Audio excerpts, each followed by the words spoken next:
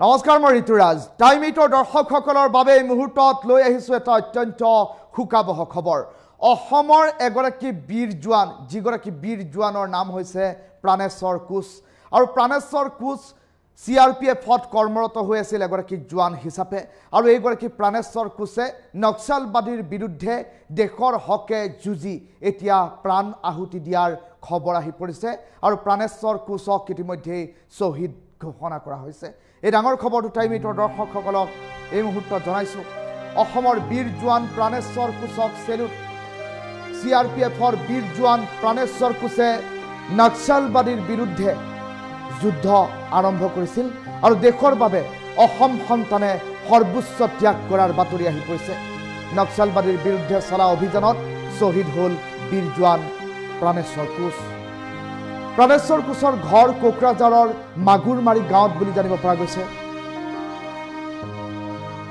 আৰু এই খবৰ লাভ কৰাৰ পাছতেই ৰাজ্যৰ প্ৰতিটো প্ৰান্তত এতিয়া শোকৰ ছাঁ CRPFৰ 209 কোব্ৰা বাহিনীত আছিল অসমৰ সুযোগ্য সন্তান প্ৰাণেশ্বৰ কোচৰ আত্মবলিদান দেশবাসীয়ে সদায় মনত ৰাখিব বুলি এতিয়া CRPFৰ তৰফৰ পৰা জনোৱা হৈছে আৰু CRPF আৰু নক্সালবাদীৰ সৈতে হোৱা এই সংঘৰ্ষত দুটাকৈ নক্সালবাদী নিহত হৈছে আৰু CRPFৰ সঞ্চালক প্ৰধান GP সিঙে টুইট যোগে খুব প্ৰকাশ কৰি এই কথা অৱগত কৰিছে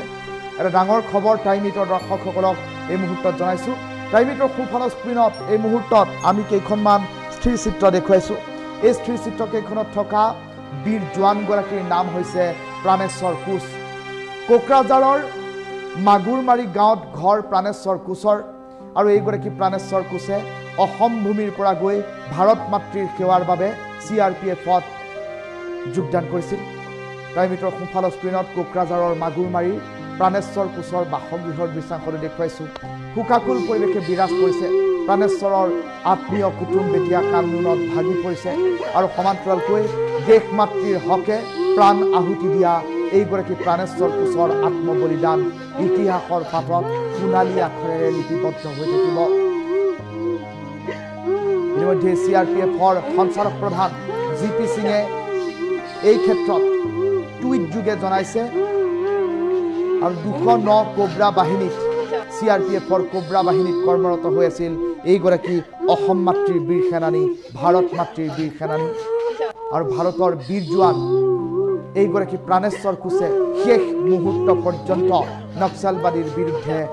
যুঁজ দিছিল আৰু দুটাকৈ নক্সালবাদীক ধৰাশায়ী কৰাৰ পাছতহে বুকুত উষ্ণ বুলেটৰ চুম্বন সহ্য কৰিবলগীয়া হ'ল এইগৰাকী প্ৰাণেশ্বৰ কোচে এইগৰাকী প্ৰাণেশ্বৰ কোচৰ সৰ্বোচ্চ বলিদান দেশৰ বাবে ইতিহাস হৈ ৰ'ব আৰু এইগৰাকী প্ৰাণেশ্বৰ কোচক দেশবাসীয়ে সদায় গৌৰৱেৰে মনত পেলাব বুলি ইতিমধ্যে উল্লেখ কৰিছে CRPFৰ সঞ্চালক প্ৰধান GP সিঙে টাইম এইটৰ বাওঁফালৰ স্ক্ৰীনত এই মুহূৰ্তত দেশৰ বীৰ জোৱান প্ৰাণেশ্বৰ কোচৰ স্থিৰ চিত্ৰ কেইখনমান দেখুৱাইছো আৰু সোঁফালৰ স্ক্ৰীনত প্ৰাণেশ্বৰ কোচৰ কোকৰাঝাৰৰ মাগুৰমাৰী গাঁৱৰ ঘৰখনৰ পৰিৱেশ দেখুৱাইছো দেশ মাতৃৰ সেৱাত সৰ্বোচ্চ ত্যাগ কৰা আত্মবলিদান দিয়া এইগৰাকী প্ৰাণেশ্বৰ কোচৰ আত্মীয় কুটুম্ব এতিয়া ভাগি পৰিছে কান্দোনত দৃশ্যাংশই মুহূৰ্তত টাইম এইটৰ দৰ্শকসকলক দেখুৱাইছো অত্যন্ত শোকাহত হৈ এই বাতৰি আমি টাইম এইটৰ দৰ্শকসকলৰ বাবে লৈ আহিবলগীয়া হৈছে কিয়নো ভাৰত মাতৃৰ এগৰাকী সুযোগ্য সেনানী ভাৰত মাতৃৰ সুৰক্ষাৰ দায়িত্বত থকা CRPFৰ 209 কোব্ৰা বাহিনীত কৰ্মৰত এইগৰাকী অসম মাতৃৰ সন্তান এইগৰাকী কোকৰাঝাৰৰ সন্তান প্ৰাণেশ্বৰ কোচে নক্সালবাদীৰ বিৰুদ্ধে যুঁজ দি উষ্ণ বুলেটৰ চুম্বন বুকুত সহ্য কৰিবলগীয়া হ'ল আৰু দেশৰ বাবে শ্বহীদ হ'ল প্ৰাণেশ্বৰ কোচ দেশৰ বাবে শ্বহীদ হোৱা প্ৰাণেশ্বৰ কোচক এতিয়া ভাৰতবাসীয়ে গৌৰৱেৰে মনত পেলাব এই কথা ইতিমধ্যে সুস্পষ্টকৈ CRPFৰ সঞ্চালক প্ৰধান GP সিঙে উল্লেখ কৰিছে আৰু সমান্তৰালকৈ প্ৰাণেশ্বৰ কোচৰ ঘৰখনৰ সেই অভাৱনীয় দৃশ্যটো দেখুৱাই আছোঁ এক প্ৰকাৰ সজ্জাতীত এক খবৰ কিয়নো এগৰাকী তেজাল সেনা জোৱান যিগৰাকী সেনা জোৱানৰ কান্ধত আছিল ভাৰত মাতৃৰ দায়িত্ব অসম ভূমিৰ পৰা যোৱা অসমৰ মাটিৰ পৰশেৰে উজ্জীৱিত এইগৰাকী ভাৰত মাতৃৰ সুসন্তান প্ৰাণেশ্বৰ কোচে নক্সালবাদীৰ বিৰুদ্ধে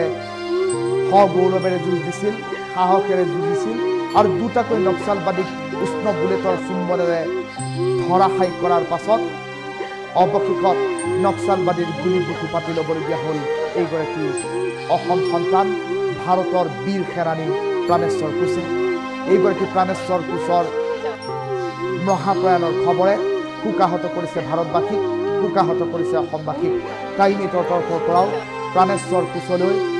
গভীৰ শ্ৰদ্ধাঞ্জলি জ্ঞাপন কৰিছোঁ। শ্বহীদ প্ৰাণেশ্বৰ কোঁচলৈ টাইমেটৰ বিগ চেলিউট।